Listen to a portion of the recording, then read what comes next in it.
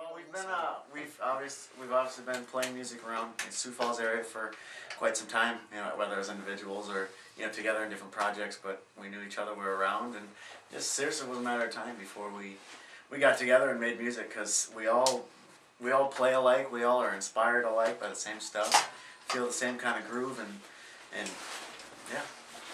Full time? Full time, sir. But was there any thought of not being full time, like working other jobs, or is this a commitment to go full time? No, it started. It definitely hasn't been like that always.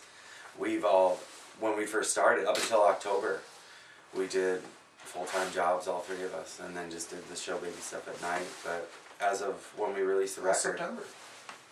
Was it September, October? Last week of September. You're right. Yeah.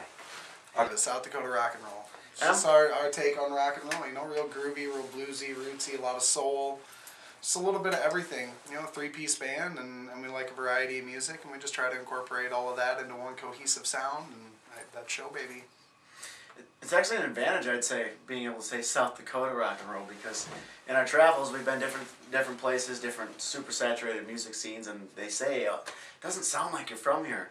And usually you'd think, oh, being from the Midwest, there's nothing here, blah blah blah. It's really cool to be able to stand out when you go to big places where there's these world-class musicians and everybody's trying to do the same thing. It's kind of cool to stick out, actually.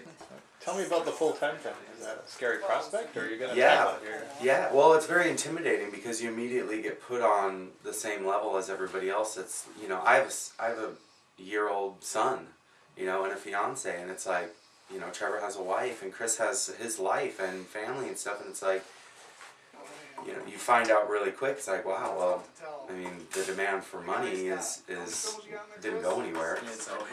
So it's a lot of pressure, and then when you start to think about it, like, well, the money is coming from the music, and what if and Trevor and I actually talked about this. It's like, well, what if the next record, or what if the new music just doesn't sound good? What if it's not good? Then what do you, and you go through stuff like that, but.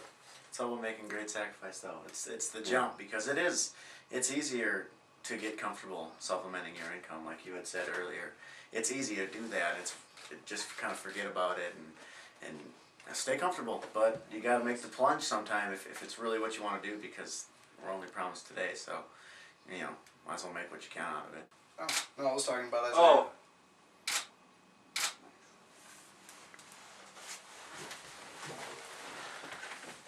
Oh yeah. Sick. Nice, dude. Nice one. Mm-hmm.